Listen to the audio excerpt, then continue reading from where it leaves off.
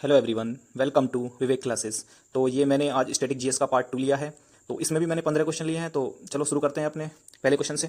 तो पहला क्वेश्चन है, आईसीसी की स्थापना किस वर्ष हुई थी? तो ऑप्शन है 1905, 1907, 1909, 1910। तो इसका सही आंसर हो जाएगा 1909। तो देखो डेट क्या है, अगर डेट वैसे डेट इतनी इंपॉर्टेंट नहीं है, आप केवल सन याद रख सकते हैं। तो 15 जून 1909 में इसकी क्या हुई थी, स्थापना हुई थी। तो देखो जब इसकी स्थापना हुई थी तो इसमें कौन कौन शामिल था? तो इसमें इंग्लैंड, ऑस्ट्रेलिया और साउथ अफ्रीका शामिल थे। तो जब इसकी स्थापना हुई थी तो इसका पुराना नाम क्या था? तो इंपीरियल क्रिकेट कॉन्फ्रेंस। देखो याद रख लेना, जब 1909 में इसकी स्थापना हुई थी तब इसका नाम था इंपीरियल क्रिकेट कॉन्फ्रेंस। लेकिन 1965 आते आते इसका नाम बदल गया।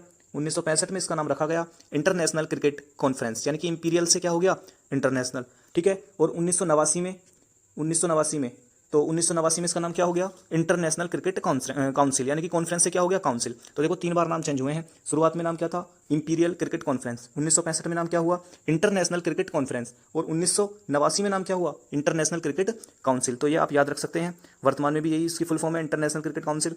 तो ठीक है, बढ़ते हैं नेक्स्ट क्वेश्चन की तरफ।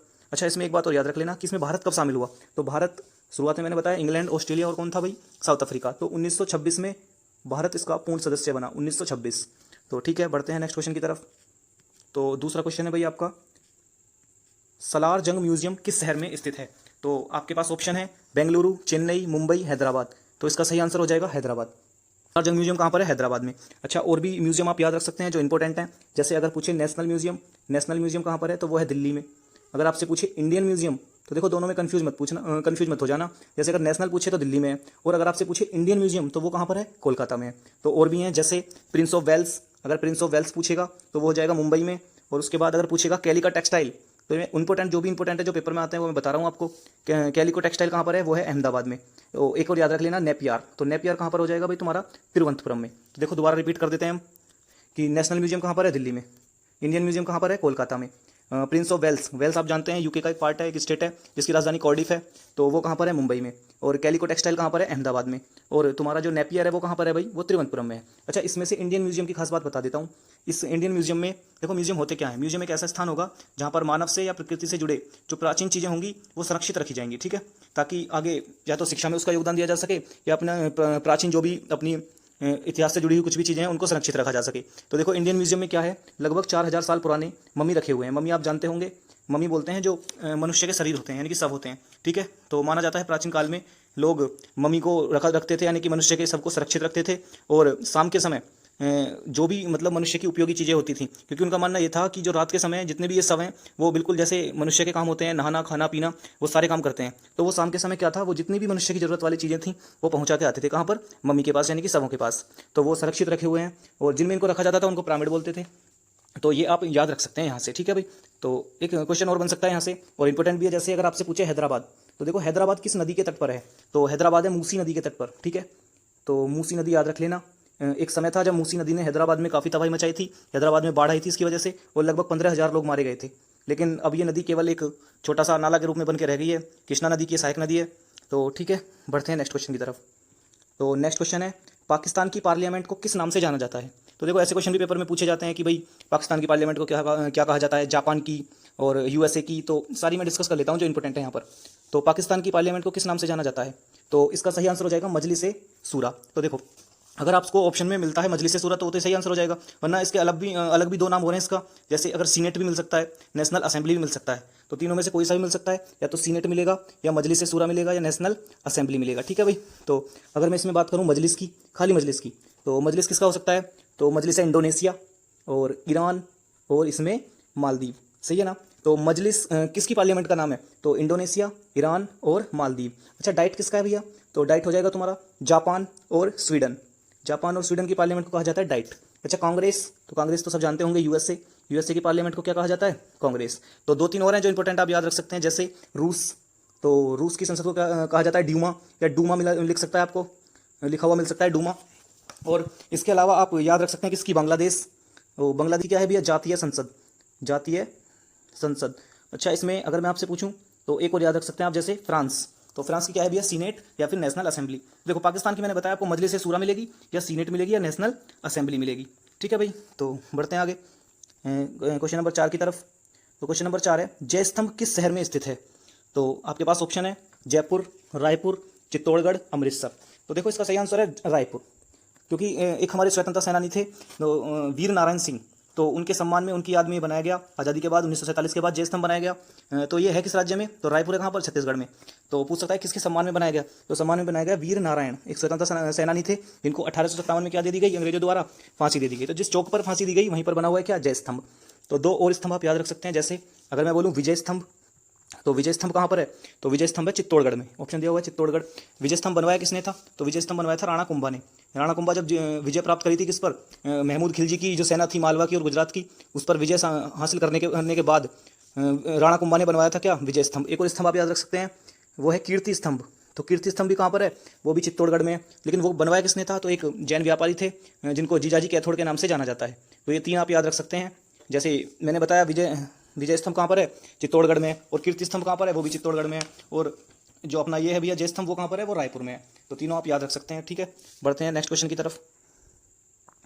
यह चंडीगढ़ शहर किसने बसाया था? तो देखो पहली बात तो यह चंडीगढ़ शहर बसाने की जरूरत क्यों पड़ी? जब देखो भारत का विभाजन हुआ तो जो पंजाब राज्य था, तो उसका एक भाग कहाँ पर चला गया? पाकिस्तान में। एक भाग कहाँ पर रह गया? इंडिया में। तो जो उसका राजधानी पहले थी लाहौर, वो कहाँ पर चली गई? पाकिस्तान में। तो पंजाब की राजधानी बनाने के लिए किसी स्थान की जरूरत पड़ी, तो ऐसा कोई स्थान गवर्नमेंट को नहीं मिला जो राजधानी के रूप में बदला जा सके। तो फिर चंडीगढ़ शहर बसाया का मतलब ये नहीं है कि भी उसी व्यक्ति ने बनाया। ये माना गया कि चंडीगढ़ का वास्तुकार कौन था, यानी कि डिजाइन किसने तैयार करा? तो डिजाइन करा, इसका डी ऑप्शन सही हो जाएगा, ला कोर्बुसिए ने, ठीक है। तो अगर आप पूछेगा चंडीगढ़ शहर का वास्तुकार या किसने बसाया, तो उसका आंसर क्या हो जाएगा? ला कोर्बुसिए। जरूरत इसलिए पड़ी क्योंकि पंजाब के लिए एक राजधानी की जरूरत थी। अच्छा, इसमें और भी ऑप्शन है, जैसे ह्यूबर्ट बेकर, एडवर्ड लुटियन। तो इन्होंने किसका डिजाइन तैयार किया था? संसद का। अगर आपसे पूछेगा संसद का डिजाइन किसने तैयार करा, तो आंसर हो जाएगा ह्यूबर्ट बेकर और एडवर्ड लुटियन। तो चंडीगढ़, अच्छा चंडीगढ़ से मुझे बताओ कि चंडीगढ़ में एक रॉक गार्डन है, रॉक गार्डन लगभग 40 एकड़ में फैला हुआ है, उसका निर्माण किसने करवाया था?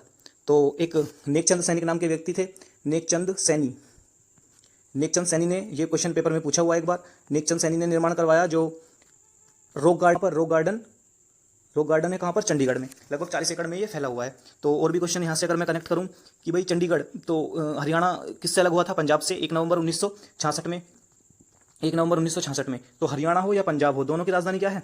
चंडीगढ़। तो ठीक है भाई, बढ़ते हैं नेक्स्ट क्वेश्चन की तरफ। मलेरिया किस मच्छर के माध्यम से फैलता है? तो ऑप्शन है एनाफिलीज मादा, एनाफिलीज नर, एडीज मादा, एडीज नर। तो देखो किस मच्छर से पूछेगा तो इसका सही आंसर हो जाएगा एनोफिलीज मादा। लेकिन अगर पूछेगा किस वायरस से फैलता है, तो याद रख लेना प्लाज्मोडियम वायरस। प्लाज्मोडियम मच्छर पूछेगा तो एनाफिलीज, और वायरस पूछेगा तो प्लाज्मोडियम। क्योंकि जो प्लाज्मोडियम वायरस है इसका वाहक कौन है? वो है एनाफिलीज मच्छर, यानी कि ये मच्छर इस वायरस को लेकर उड़ता है। और भी हैं, जैसे अगर आपसे पूछेगा येलो फीवर किससे होता है, तो येलो फीवर होता है किससे भाई? वो फ्लावी वायरस से होता है, फ्लावी वायरस। और इस फ्लावी वायरस को लेकर कौन उड़ता है? तो इस फ्लावी वायरस को लेकर उड़ता है एडीज मच्छर, एडीज। तो जैसे अगर आपसे पूछेगा चिकनगुनिया, तो चिकनगुनिया भी फ्लावी वायरस से होता है, यानी कि एडीज मच्छर से। आपसे पूछेगा डेंगू, तो डेंगू भी एडीज मच्छर से। आपसे पूछेगा एक जीका, तो जीका भी किससे होता है भैया? एडीज से। तो ये कौन सा वायरस लेकर, इसका वायरस का वाहक है, तो वो जाएगा फ्लावी। तो येलो फीवर फ्लावी वायरस, एडीज मच्छर, और मलेरिया प्लाज्मोडियम वायरस एनाफिलीज मादा से होता है, ठीक है। तो ठीक है, बढ़ते हैं नेक्स्ट क्वेश्चन की तरफ। तो आपसे पूछा है मैन ऑफ द सीरीज सर्वप्रथम किस खिलाड़ी को दी गई थी? तो देखो पहले तो आपको ये पता होना चाहिए man of the series start कब से हुई थी। तो अगर मैं बात करूं कि जो सबसे पहला मैच खेला गया था, तो वो टेस्ट खेला गया था। किस किस के बीच खेला गया था? तो इंग्लैंड और ऑस्ट्रेलिया के बीच खेला गया था 1877 में। तो पहला टेस्ट खेला गया था ऑस्ट्रेलिया और इंग्लैंड के बीच में। और पहला वनडे भी किसके बीच में? ओडीआई भी किसके बीच में खेला गया था? इंग्लैंड और ऑस्ट्रेलिया के बीच में। तो जब ये मैच खेले गए थे तब स्टार्टिंग में man of the series start नहीं हुआ था। इसकी शुरुआत हुई थी कब से? 1992 से। 1992 में पाकिस्तान ने वर्ल्ड कप जीता था, सबको पता होगा, और तभी से शुरुआत हुई थी मैन ऑफ द सीरीज की। तो सबसे पहले मैन ऑफ द सीरीज दिया गया मार्टिन क्रो। तो मार्टिन क्रो एक खिलाड़ी थे, मार्टिन क्रो, और वो किस देश के थे? न्यूजीलैंड। तो याद रख लेना सबसे पहले मैन ऑफ द सीरीज किसे मिला? तो मार्टिन क्रो। कौन से देश के थे? न्यूजीलैंड। तो अगर पूछेगा भारत में सबसे पहले किसे मिला, तो भारत में मैन ऑफ द सीरीज जीती थी 2003 में सचिन तेंदुलकर 2003 में। और फिर 2011 में जीती थी किसने? युवराज सिंह। 2011 में युवराज सिंह। अच्छा, और भी कुछ क्वेश्चन जोड़ सकते हैं हम यहाँ से, जैसे भारत ने वर्ल्ड कप कब जीता था? तो भारत ने वर्ल्ड कप जीता था 1983 में। तो ये मैच हुआ था किसमें? इंडिया का और वेस्ट इंडीज के बीच में। ये लॉर्ड्स मैदान में मैच हुआ था, लॉर्ड्स में। अच्छा, जो पहला मैच मैंने बताया था इंग्लैंड का और ऑस्ट्रेलिया का, वो किस में हुआ था? वो मेलबर्न स्टेडियम में हुआ था। और जो वर्ल्ड कप हुआ था भारत का फाइनल 1983 इंडिया का किससे हुआ था? वेस्ट इंडीज से। ये कौन से मैदान में हुआ था? ये लॉर्ड्स मैदान में हुआ था। तो इसमें भारत विजेता रहा था। और हमारे कैप्टन कौन थे? कपिल देव। उस समय कैप्टन कौन थे भाई? कपिल देव। तो जब हमने वर्ल्ड कप जीता था 1983 में, तब मैन ऑफ द मैच कौन रहा? देखो मैन ऑफ द सीरीज नहीं शुरू हुई थी तब तक, मैन ऑफ द सीरीज हुई 1992 में, लेकिन मैन ऑफ द मैच दिया जाता था। तो मैन ऑफ द मैच किसे मिला? तो नाम याद रख लेना, मोहिंदर अमरनाथ। जब वर्ल्ड कप हुआ 1983 में, तो मोहिंदर अमरनाथ को क्या मिला? Man of the match. अच्छा कोई बताएगा दूसरा वर्ल्ड कप हमने कब जीता? तो दूसरा जीता हमने 2011 में। तब कैप्टन कौन था? तब कैप्टन थे महेंद्र सिंह धोनी। तो आप इतनी बात यहाँ से याद रख सकते हैं, ठीक है भाई। नेक्स्ट क्वेश्चन है, प्रथम एशियन गेम किस शहर में खेले गए थे? तो देखो नेशनल गेम की शुरुआत ही कब हुई थी? 1951 में। और सबसे पहले ये कहाँ पर खेले गए? ये क्वेश्चन बहुत इंपॉर्टेंट है, अभी आरपीएफ में ये पूछा गया है। तो नेशनल गेम खेले गए थे न्यू दिल्ली में सबसे पहले। तो ऑप्शन है आपके पास टोक्यो, बीजिंग, नई दिल्ली, संघाई। तो आंसर हो जाएगा क्या? नई दिल्ली। तो नई दिल्ली में शुरुआत 1951 में हुई थी और पहली बार कहाँ खेले गए थे? नई दिल्ली में। और 2 बार नई दिल्ली में, भारत में 2 बार खेले गए हैं नई दिल्ली में, एक बार 1951 और एक बार 1982, ठीक है। तो दोनों डेट याद रख लेना, सबसे पहले भी भारत में 1951 में और दूसरी बार दिल्ली में कहाँ पर? 1982 में। अच्छा 2018 के नेशनल गेम कहाँ हुए, एशियन गेम कहाँ हुए थे? तो 2018 के एशियन गेम हुए थे कहाँ पर? जकार्ता में, इंडोनेशिया। अच्छा 2022 में कहाँ होंगे? 2022 में भाई 18, क्योंकि हर 4 साल बाद होते हैं, तो 4 साल बाद होते हैं। तो 2018 में हुए थे जकार्ता, इंडोनेशिया। तो 2022 में कहाँ होंगे? तो 2022 में होंगे होंगजाऊ शहर में, होंगजाऊ, याद रख लेना भाई, होंगजाऊ शहर। ये कहाँ पर है? चीन में। अच्छा अगर आपसे पूछेगा 2026 में कहाँ होंगे? तो 2026 में होंगे नागोया। नागोया कहाँ पर है? जापान में। तो 2018 जकार्ता इंडोनेशिया, 2022 होंगजाऊ चीन और 2026 नागोया जापान। और ठीक है, तो हर 4 साल बाद ये होते हैं। तो ठीक है, बढ़ते हैं नेक्स्ट क्वेश्चन की तरफ। क्वेश्चन नंबर 9 है, ऑपरेशन लाल डोर भारतीय सेना द्वारा किस देश में चला गया था? तो देखो आपके पास ऑप्शन है मालदीव, मॉरिशस, यमन और साउथ सूडान। तो ऑपरेशन लाल डोर चलाया था हमने मॉरिशस में। देखो हुआ क्या था, जो उस समय के मॉरिशस के प्रधानमंत्री थे अनिरुद्ध जगन्नाथ, तो इनकी सरकार का तख्ता पलट होने वाला था। तो इन्होंने मदद मांगी उस समय के भारतीय प्रधानमंत्री कौन? इंदिरा गांधी से, ठीक है। तो तब इंदिरा गांधी ने भारतीय सेना को भेजा और भारतीय सेना ने इनका तख्ता पलट होने से बचाया। कौन सा ऑपरेशन चलाकर? ऑपरेशन लाल डोर। तो ये हमने कहाँ पर चलाया था? मॉरिशस में। तो और भी ऑपरेशन याद रख सकते हैं, जैसे मालदीव में भी ऐसा ही हुआ। जो अब्दुल गयूब थे उस समय के वहाँ के प्रेसिडेंट अब्दुल गयूब, तो उनका भी तख्ता पलट होने वाला था। तो हमने मालदीव में कौन सा ऑप्शन चलाया? तो याद रख लेना, मालदीव में चलाया 1988 में ऑपरेशन कैक्टस। और ऑपरेशन लाल डोर चलाया था हमने 1983 में। ऑपरेशन कैक्टस चलाया था हमने 1983 में। और मालदीव में चलाया था ऑपरेशन लाल डोर चलाया था हमने 1983 में और मालदीव में चलाया था 1988 में, ठीक है भाई। अच्छा यमन में भी हमने ऑपरेशन चलाया था, यमन में चलाया था ऑपरेशन राहत। तो यमन में हुआ क्या था, जो सऊदी थे उन्होंने बमबारी कर रखी थी कहाँ पर? यमन में। तो वहाँ से भारतीयों को बचाया हमने। कौन से ऑपरेशन के तहत? ऑपरेशन राहत। एक ऑपरेशन हमने ऑपरेशन संकट मोचन भी चलाया। ऑपरेशन संकट मोचन याद रख लेना। ऑपरेशन संकट मोचन हमने किस देश में चलाया? तो भारतीय सेना ने चलाया साउथ सूडान में। यहाँ पर भी हमने भारतीयों को बचाने के लिए ऑपरेशन संकट मोचन चलाया। और भी ऑपरेशन है, जैसे अगर मैं पूछूं ऑपरेशन मेघदूत, तो ऑपरेशन मेघदूत के तहत हमने सियाचिन पर कब्जा किया था 1984 13 अप्रैल, ठीक है। ऑपरेशन और भी जैसे बात करें पराक्रम, ऑपरेशन पराक्रम चलाया था हमने 2001 में, जब आतंकवादी हमला हुआ था हमारे संसद पर, तो उसके खिलाफ हमने आतंकियों के विरुद्ध चलाया था ऑपरेशन पराक्रम। तो ठीक है, इतना आप जोड़कर यहाँ पर याद कर सकते हैं। तो बढ़ते हैं नेक्स्ट क्वेश्चन की तरफ। अगला क्वेश्चन है, म्यांमार बॉर्डर पर भारतीय सेना की कौन सी यूनिट तैनात रहती है? यानी कि देखो जो हमारे पड़ोसी देश हैं तो वहाँ पर हमारी कोई ना कोई सेना तैनात रहती है हमारी रक्षा के लिए। तो ऐसी म्यांमार बॉर्डर पर कौन सी सेना है हमारी? तो म्यांमार बॉर्डर पर हमारी रक्षा करती है असम राइफल, ठीक है। तो और भी अगर मैं ऑप्शन से बात करूँ तो बीएसएफ। देखो बीएसएफ मिलेगी आपको भारत के पाकिस्तान बॉर्डर पर और भारत के बांग्लादेश बॉर्डर पर, ठीक है। तो भारत बांग्लादेश बॉर्डर पर कौन सी है? बीएसएफ। देखो आईटीबीपी मिलेगी भारत चीन बॉर्डर पर, यानी कि हमारा बॉर्डर जो चीन से लग रहा है वहाँ पर मिलेगी आईटीबीपी। और एसएसबी मिलेगी हमारी नेपाल बॉर्डर पर और भूटान बॉर्डर पर। तो नेपाल और भूटान आप याद रख सकते हैं यहाँ पर, ठीक है भाई। तो असम राइफल हो गया म्यांमार, एसएसबी हो गया नेपाल भूटान और आईटीबीपी हो गया क्या? चीन, और बीएसएफ हो गया पाकिस्तान बांग्लादेश। इतना आप यहाँ से याद रख सकते हैं, ठीक है। तो चलते हैं आगे।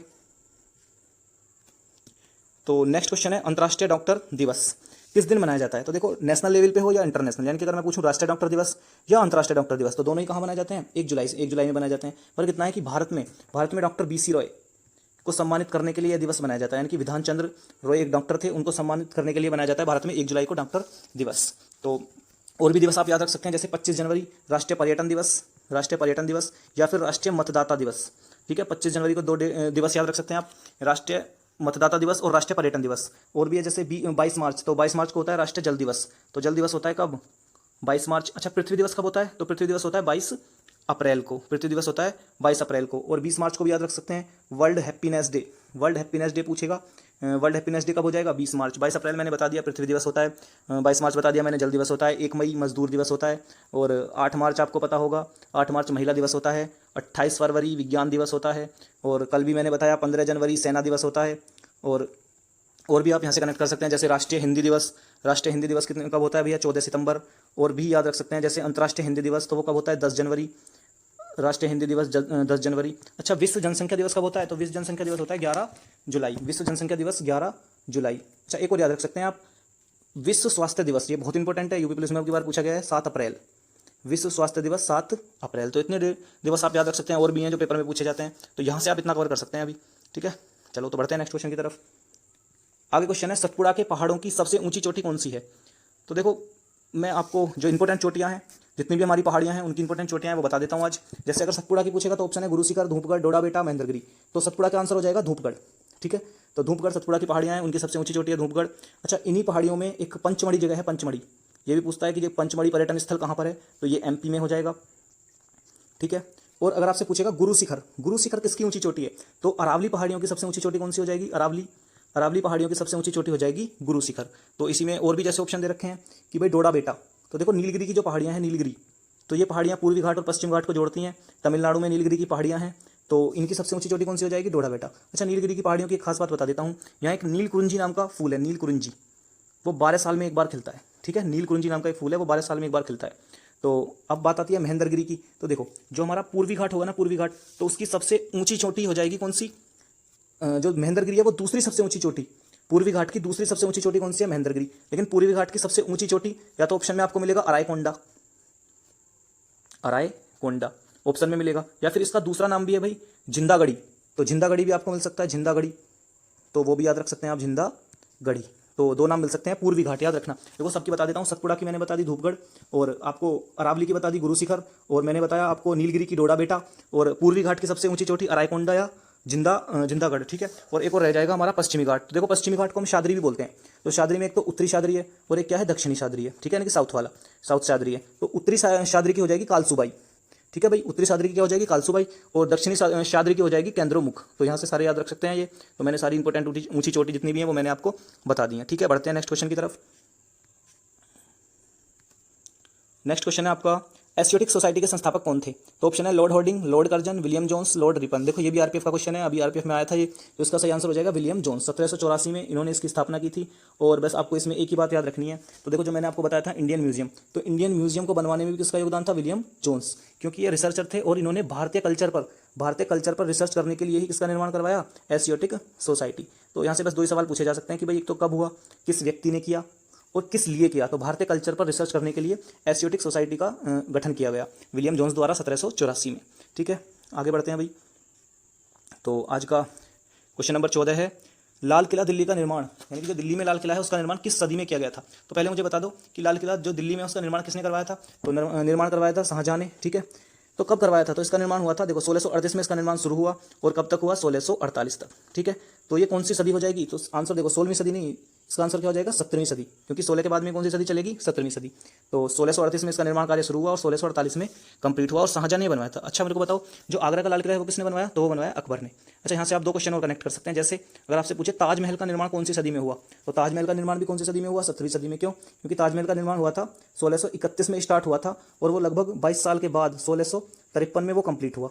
ठीक है, तो ये भी कौन सी सदी हो जाएगी? 17वीं सदी। अच्छा, अगर आपसे पूछेगा कि भाई कुतुब मीनार का निर्माण कौन सी सदी में हुआ था, तो कुतुब मीनार का निर्माण कुतुबुद्दीन ऐबक ने करवाया था। कब? 1199। तो सदी कौन सी हो जाएगी? ये 12वीं सदी। ठीक है, ये क्वेश्चन भी आया हुआ है पेपर में, इंपॉर्टेंट है। तो कुतुब मीनार का निर्माण हुआ था 12वीं सदी में, 1199 ईस्वी में। अच्छा, यहाँ से और भी क्वेश्चन आते हैं। देखो कुतुब मीनार का निर्माण करवाया कुतुबुद्दीन ऐबक ने। ठीक है, लेकिन अगर पूछेगा कि इसे पूरा किसने करवाया, तो बहुत सारे लोगों का योगदान है इसमें। तो दूसरा क्वेश्चन बनेगा पूरा किसने करवाया, तो आंसर हो जाएगा इल्तुतमिश। उसके बाद पूछेगा कि चौथी मंजिल की मरम्मत और 5वीं मंजिल किसने बनवाई, तो आंसर हो जाएगा फिरोज शाह तुगलक। और लास्ट जो इंपॉर्टेंट अभी एसएससी ने पूछा है कि जैसी इमारत आज हम देखते हैं, यानी कि अगर अब फिलहाल में जैसे हम कुतुब मीनार देखते हैं, उसका निर्माण यानी कि फाइनली मरम्मत किसने करवाई थी, तब आंसर हो जाएगा सिकंदर लोदी। यानी कि बाद में, सबसे बाद में मरम्मत किसने करवाई थी? सिकंदर लोदी ने। ठीक है भाई, यानी कि सबसे पहले बनवाई थी कुतुबुद्दीन ऐबक ने, फिर पूरा करवाया इल्तुतमिश ने, उसके बाद चौथी और 5वीं मंजिल बनवाई फिरोज शाह तुगलक ने, और जैसी आज हम देखते हैं पूर्ण रूप से उसकी मरम्मत कराई किसने? सिकंदर लोदी ने। ठीक है, तो आज का लास्ट क्वेश्चन देख लेते हैं। बंगाली अखबार संवाद कौमुदी का प्रतिपादन किसने किया था? तो आपके पास ऑप्शन है रामास्वामी, राजा राम मोहन राय, मदन मोहन मालवीय और डॉक्टर भीमराव अंबेडकर। तो देखो ये यूपी पुलिस में आया हुआ क्वेश्चन है, संवाद कौमुदी, तो इसका सही आंसर हो जाएगा राजा राम मोहन राय। तो सती प्रथा पर आधारित यह अखबार था। आपको बताया सती प्रथा का उन्मूलन कब हुआ? 1829 में हुआ। किसने करवाया? डॉक्टर राजा राम मोहन राय। तो और भी क्वेश्चन जान सकते हैं, जैसे भारतीय पुनर्जागरण का जनक भी किसे कहा जाता है? राजा राम मोहन राय को। और आधुनिक भारत का जनक भी किसे कहा जाता है? राजा राम मोहन राय को। और ब्रह्म समाज के संस्थापक भी कौन थे? राजा राम मोहन राय। यानी कि ब्रह्म समाज की स्थापना किसने की थी? ब्रह्म समाज। तो वो स्थापना भी की थी किसने, राजा राम मोहन राय। तो ठीक है भाई, ये 15 क्वेश्चन थे, उनकी डिटेल जितनी अच्छे से हो सकी मैंने आपको करवाई है, तो आप इनको नोट कर लेना और लर्न कर लेना। ठीक है भाई, तो मिलते हैं नेक्स्ट वीडियो में, धन्यवाद।